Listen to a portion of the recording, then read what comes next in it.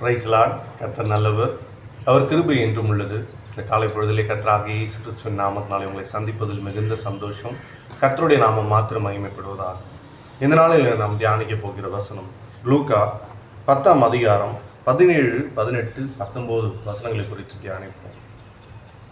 இவ்வளோ காலையில் ரொம்ப சந்தோஷமாக இந்த சத்தியத்தை உங்களிடத்தில் சொல்ல வாஞ்சியோடு ஓடி வந்தேன். இரவெல்லாம் ஒரே சந்தோஷம். இந்த சத்தியத்தை நேற்று தான் அறிந்து கொண்டேன். தேவன் ஏன் மனிதனை படைத்தார்? மனிதனோடு உறவாட, மனிதனை அன்பு செய்ய, மனிதன் கர்த்தரை அன்பு செய்ய வேண்டும் என்ற ஆவலோடு தேவன் மனிதனை படைத்தார். அப்படி படைக்கப்பட்ட மனிதன் பிசாசினால் வஞ்சிக்கப்பட்டு அவனுடைய ஆசீர்வாதங்களை எல்லாம் இழந்து போனான். ஏற்கனவே பிசாசு பரலோகத்திலிருந்து பூமியில் தள்ளப்பட்டவனாய் கிடந்தான்.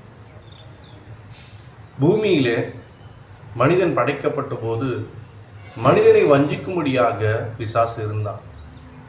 இன்றளவும் அவன் இருந்து கொண்டு தான் இருக்கிறான்.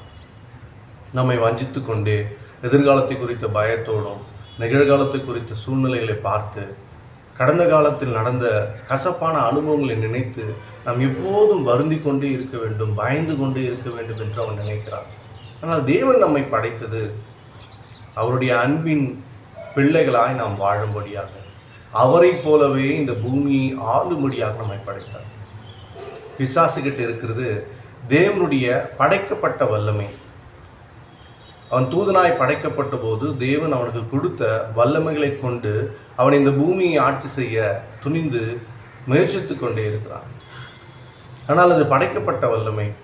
தேவனிடத்தில் இருப்பது படைப்பின் வல்லமை. சகலத்தையும் படைத்து சகலத்தையும் ஆள்கிற தேவனுடைய வல்லமை தேவனிடத்தில் உண்டு.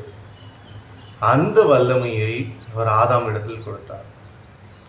அதனுடைய மகத்துவத்தை அறியாமல் அவன் இழந்து போனான். இன்றும் கூட நாம் அநேக நேரங்களிலே தேவனுடைய ரட்சிப்பும் அவர் நம்மிடத்தில் கொடுத்துள்ள வல்லமை என்ன என்பதை அறிந்து கொள்ளாமல் நாம் பிசாசுக்கு பயப்படுவர்களாய், அவன் இப்படி செஞ்சிட்டான், அவன் அப்படி செஞ்சிட்டான், அவன் இதெல்லாம் பண்ணுறான் அதெல்லாம் பண்ணுறான்னு பயத்திற்குரியவர்களாய் வாழ்ந்து கொண்டிருக்கிறோம். ஆனால் உண்மையில் நாம் படைக்கப்பட்ட ஆற்றலை கொண்டவர்கள் அல்ல, படைப்பின் ஆற்றலை கொண்டவர்கள். ஏன்னா அவருடைய சொந்த குமாரர்களாய் நம்மை அவர் பார்க்கிறார். சொந்த குமாரனையே நமக்காய் கொடுத்து நம்மை மீட்டு கொண்ட தேவன் எப்படி கைவிடுவாருங்க? நம்ம கிட்ட அவருடைய வல்லமையும் சத்துவத்தையும் அபிஷேகத்தையும் ஆசீர்வாதங்களையும் தேவன் நிறைவாய் கொடுத்திருக்கிறார். அதை அறியாத போதுதான் இந்த உலகத்தில் உள்ள காரியங்களை குறித்து ஒவ்வொரு மனிதனும் பயப்படுகிறான். பிசாசை பெருசாக பேச ஆரம்பிச்சிட்டோம். பிசாசு இப்படி செய்யுது, பிசாசு அப்படி செய்யுது. ஆனால் உண்மை என்னன்னா, பிசாசால் ஒன்றுமே செய்ய முடியாது. அவன் பொய்யனும் பொய்க்கு பிதாவமாக இருக்கிறான். ஆண்டவரை போல அவன் டூப்ளிகேட் வேணால் சின்ன சின்ன காரியங்களை செய்யலாம். ஆனால் உண்மையான சக்தி அவன்கிட்ட எதுவுமே இல்லைங்க. இந்த நாளில் இந்த சத்தியத்தை நாம் அறிந்து கொள்ளும் பொழுது நாம் நோய்களை விரட்டக்கூடியவர்களாக, பிசாசுடைய தந்திரங்களை விரட்டக்கூடியவர்களாக, பிசாசுடைய வல்லமைகளை நொறுக்கக்கூடியவர்களாக, பிசாசை நம்ம கால்களுக்களாய் போட்டு கர்த்தர் நசுக்கினார் என்பதை, அந்த சத்தியத்தை நாம் அறிந்து கொள்ளும் பொழுது நாம் சகலத்தையும் கர்த்தரை போல வெற்றி பெற்றவர்களாய் மாறுவோம். சகலத்திலும் வெற்றி பெறுவோம். இதையே கர்த்தர் விரும்புகிறார். இதற்காகவே நம்மை படைத்தார். லூக்கா 10ஆம் அதிகாரம் 17, 18, 19. பின்பு அந்த 70 பேரும் சந்தோஷத்தோடே திரும்ப வந்து, ஆண்டவரே, உம்முடைய நாமத்தினாலே பிசாசுகளும் எங்களுக்கு கீழ்ப்படுகிறது என்றார்கள். இயேசு கிறிஸ்துவின் நாமத்தை சொல்லும் பொழுது பிசாசுகள் கீழ்ப்படிஞ்சே ஆகணும். ஏன்னா அவர் நம்முடைய மீட்பர். அவர் தகப்பனுடைய ஒரே மகன். அவர் தன்னுடைய இரத்தத்தை சிந்தி நாம் எல்லோரையும் நம்முடைய பாவங்களிலிருந்து மீட்டு அவருடைய உரிமை பிள்ளைகளாய் மாற்றிக்கொண்டார். அடுத்த வசனம் 18. அவர்களை அவர் நோக்கி, சாத்தான் மின்னலை போல் வானத்திலிருந்து விழுகிறதை கண்டேன் அப்படின்னு சொல்றாரு. இங்க என்ன சொல்றாங்க? ஆண்டவரே இயேசுப்பா, உங்க நாமத்தை நாங்கள் பயன்படுத்தும் போது பிசாசுகள் பயந்து நடுங்கி ஓடுது அப்படின்னு சொல்றாங்க. ஆண்டவர் அதை குறித்து பெருமையா எதுவும் பேசல. அடுத்த வசனத்தில் சொல்றாரு, நீங்க ஜெபிக்கும்போது பிசாசு வானத்திலிருந்து விழுகிறத நான் பார்க்குறேன். இப்போது பார்க்கல, பரலோகத்திலிருந்து கீழே தள்ளப்பட்ட போதிலிருந்து தேவன் பார்த்து கொண்டே இருக்கிறார். அவன் மேலே ஏறி போக முயற்சி பண்ணுறதும் கீழே விழுறதுமா தொடர்ந்து இருக்கிறான். ஏன் தேவன் இயேசு கிறிஸ்துவை மனிதனாக படைத்தார்?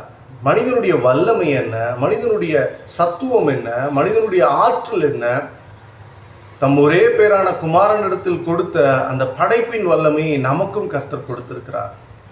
அவருடைய இரத்தத்தினால் மீட்டு நமக்கு படைப்பின் வல்லமையை கொடுத்திருக்கிறார். பிசாசிடத்தில் இருப்பது படைக்கப்பட்ட வல்லமை, நம்மிடத்தில் இருப்பது படைப்பின் வல்லமை. நாம் எதை சொல்கிறோமோ அதை கர்த்தர் செய்து முடிக்கிறார்.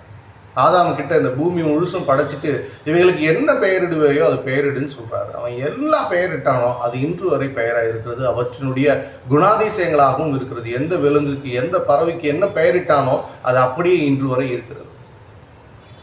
மொழிகள் வேணால் மாறலாம், ஆனால் பறவைகள் மாறாது, விலங்குகள் மாறாது. தேவன் படைப்பின் ஆற்றலை நம்மிடத்தில் கொடுத்திருக்கிறார். அதனால தான் மரணமும் ஜீவனும் நாவின் அதிகாரத்தில் உள்ளதுன்னு சொல்றார். எல்லா அதிகாரமும் நம்மிடத்தில் கொடுத்திருக்கிறார். அதை நாம் அறிந்து கொள்ளாத போது பிசாசு பெரிய ஒரு ஜாம்பவானா மாற்றிக்கிட்டு அவனை பற்றியே எந்த நேரமும் பேசிக்கிட்டு அவனுடைய குடைச்சலை பற்றி பேசிகிட்டு இருக்கிறவர்களாக இருக்கும். ஆனால் உண்மை என்னன்னா, மரணமும் ஜீவனும் நாவின் அதிகாரத்தில் உள்ளது. அவருடைய வார்த்தை தான் நம் இருதயத்தில் நிறைந்திருக்கணும். அவருடைய வார்த்தையை கொண்டு நாம் எதை சொன்னாலும் அது அப்படியே நடக்கும். எங்க இயேசு கிறிஸ்துவின் நாமத்தை கொண்டு, அவருடைய வார்த்தையில் கொண்டு, வார்த்தை மனு உருவானாரான் இல்லையா, அவருடைய நாமத்தை கொண்டு பிசாசை விரட்டுறாங்க. பிசாசை தெரிச்சு கட்டி ஓடுது. பாருங்களேன், நம்ம வாழ்க்கையில் வரக்கூடிய பிரச்சனைகள், சோதனைகள், சூழ்நிலையில் நாம் பிரச்சனையை குறித்து பேசுகிறவர்களா இல்லாமல் நம் தேவன் யார், நாம் எப்படி படைக்கப்பட்டவர்கள், நாம் எப்படி மீட்டெடுக்கப்பட்டவர்கள், நாம் யாருடைய பிள்ளைகள், எந்த சிங்காசனத்தில் அமரப்போகிறோம் என்பதை உணர்ந்து நாம் ஜெபிக்கும் பொழுது பிசாசு விரட்டி கட்டி ஓடப்படுவான். அடுத்த வசனம், இதோ சர்ப்பங்களையும் தேள்களையும் மிதிக்கவும் சத்ருனுடைய சகல வல்லமையும் மேற்கொள்ளவும் உங்களுக்கு அதிகாரம் கொடுக்கிறேன், ஒன்றும் உங்களை சேதப்படுத்த மாட்டாது. மீண்டுமாய் வாசிக்கிறேன். இதோ சர்ப்பங்களையும் தேள்களையும் மிதிக்கவும் சத்ருவினுடைய சகல வல்லமையும் மேற்கொள்ளவும் உங்களுக்கு அதிகாரம் கொடுக்கிறேன், ஒன்றும் உங்களை சேதப்படுத்த மாட்டாது. நமக்கு கொடுத்திருக்கிறாருங்க, நமக்கு கொடுத்திருக்கிறார். இந்த பூமியை ஆளக்கூடிய சத்துவத்தையும் வல்லமையும் தேவன் நமக்கு கொடுத்திருக்கிறார். பிசாசை விரட்டக்கூடிய வல்லமை, தேள்களையும் பாம்புகளையும் நசுக்கக்கூடிய வல்லமை நமக்கு கொடுத்திருக்கிறார். அவனை ஏன் தெரியுமா இன்னும் அழிக்காம பூமியில வச்சிருக்காரு? ஒவ்வொரு மனிதனும் தேவனை அறிந்து கொண்டு தேவனுடைய மீட்பிலே மீட்கப்படும் பொழுது பிசாசு ஒவ்வொரு மனிதனுடைய காலுக்கு கீழாக போடப்பட்டிருக்கிறான் என்பதை ஒவ்வொரு மனிதனும் உணரும் பொழுது பிசாசை மிதித்து மிதித்து என் தேவன் எனக்காய் ஜீவனை கொடுத்து என்னை மீட்டு கொண்டார், அவருடைய ரத்தம் இன்றும் எனக்காய் பரிந்து பேசிக் கொண்டிருக்கிறது, அவர் எத்துணை வல்லமை உள்ளவர், அவர் எத்துணை பராக்கிரமம் உள்ளவர், அவர் எவ்வளவு என் மீது அன்பு வைத்திருக்கிறார் என்பதனுடைய வெளிப்பாடு என்பதை உணர்ந்து இயேசு கிறிஸ்துவின் நாமத்தினாலே பிசாசுகளை விரட்டுவோம், பிசாசனுடைய சூழ்ச்சிகளை முறியடிப்போம். ஏனெனில் அவனிடத்தில் இருப்பது படைக்கப்பட்ட வல்லமை, தேவன் நம்மிடத்தில் கொடுத்தது படைப்பின் வல்லமை.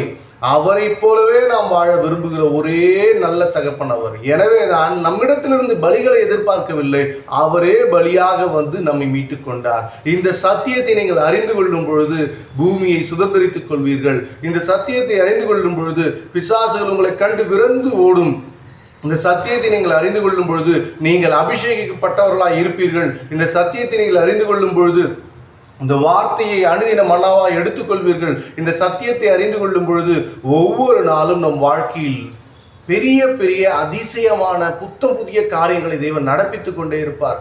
எனவே கர்த்தர் நல்லவர், அவர் கிருபை என்றும் உள்ளது என்பதை நாம் அறிந்து கொள்ள வேண்டும். எனவே இந்த நாளில் கூடுமானால் லூக்கா 10ஆம் அதிகாரம் 17, 18, 19 வசனங்களை தியானித்து கர்த்தர் நமக்கு கொடுத்துள்ள வல்லமை எப்படிப்பட்டது என்பதை உணர்ந்து, இனி பிசாசு எங்கள் கால்களுக்கு கீழா என்பதை நாம் உணர்ந்து கிறிஸ்துவினுடைய ராஜ்யத்திற்குரிய காரியங்களை அவருடைய அபிஷேகத்தை கொண்டு நாம் செய்து முடிக்கும் பொழுது இந்த பூமியில் பிசாசனுடைய இடமே இல்லாமல், தடமே இல்லாமல் அழிந்து போகும். நரகம் சூறையாடப்படும். ஒவ்வொரு ஆத்மாவும் கிறிஸ்துவுக்காய் வாழும். ஒவ்வொரு மனிதனும் பாவம் இல்லாமல், ஒவ்வொரு மனிதனும் தேவனுடைய மகா பெரிய மீட்பை உணர்ந்து மகத்துவத்தோடும் சந்தோஷத்தோடும் துதி ஆராதனையோடும் மகிழ்ச்சியுள்ள உதடுகளோடும் மகிழ்ச்சியுள்ள இருதயத்தோடும் கர்த்தரை துதிப்பார்கள். எனவே இந்த சத்தியத்தை தயவு செய்து அறிந்து கொள்ளுங்க. வேதத்தை வாசிங்க, அவரோடு அமருங்க. நான் நேற்று நாளில் அறிந்து கொண்ட சத்தியம் இது. மிகப்பெரிய சத்தியம், மிகப்பெரிய சந்தோஷம், மிகப்பெரிய சமாதானம். பிசாசு நமக்கு கால்களுக்கு தேவன் வைத்திருக்கிறார். அதனால தான் அவனை அழிக்காமல் வச்சிருக்கிறாரு. தேவனுக்கு உகந்த பிள்ளையாய் நாம் வாழும் பொழுது நாம் இந்த பூமியை ஆளக்கூடியவர்களாய் மாறுவோம். தேவனுடைய சத்துவமும் வல்லமையும் அபிஷேகமும் நமக்கு கொடுக்கப்பட்டிருப்பதற்குரிய காரணம் அவருடைய படைப்பின் அதிகாரத்தை நம்மிடத்தில் கொடுத்திருக்கிறார். ஆதாமிடத்தில் கொடுத்த அதே சத்தியங்களையும் அதே ஆசீர்வாதங்களையும் அதே விடுதலையும் தேவன் நமக்கு இன்று மீட்டு கொடுத்திருக்கிறார். 2ஆம் ஆதாமாகிய இயேசு கிறிஸ்து நமக்காக யாவையும் செய்து முடித்திருக்கிறார். எனவே ஒவ்வொரு கிறிஸ்துவனும் ரட்சிக்கப்பட்ட பிறகு தேவனுடைய அபிஷேகத்தை பெற்றுக்கொண்டு பூமியில் உள்ள எல்லா பிசாசுகளை விரட்டி அடிக்கணும். ஒவ்வொரு நாளும் ஆண்டவர் சிங்காசனத்தில் அமர்ந்து பிசாசு மின்னலை போல கீழே விழுகிறதை தொடர்ந்து பார்த்து கொண்டே இருக்கணும். நாம் ஒவ்வொருவரும் பிசாசை விரட்டக்கூடியவர்களாக, சர்ப்பங்களை மிதிக்கக்கூடியவர்களாக, தேள்களை நசுக்கக்கூடியவர்களாக மாறுவோமா? இந்த சத்தியத்தை அறிந்து கொள்ளும் பொழுது நிச்சயமாக உங்களால் எல்லா காரியத்தையும் செய்து முடிக்க முடியும். ஏனெனில் நீங்கள் கிறிஸ்து இயேசுவினால் மீட்கப்பட்டவர்கள், பரலோக தகப்பினால் படைக்கப்பட்டவர்கள், நிரம்பி வழிதலிலிருந்து ஆதி நோக்கத்திலிருந்து நம்மை படைத்திருக்கக்கூடிய தேவனுடைய மகத்துவமான அன்பின் சத்தியத்தை அறிந்து கொள்ளும் பொழுது ஆளக்கூடியவர்களாய் மாறுவீர்கள். கர்த்தர் நல்லவர், அவர் கிருபை என்றும் உள்ளது. God bless you. நீங்கள் கர்த்தரால் ஆசீர்வதிக்கப்பட்டவர்கள். ஆசீர்வாதமாய் பூமியை ஜெயம் கொள்ளுங்கள். இயேசு கிறிஸ்துவின் நாமத்தினாலே ஆமேன்.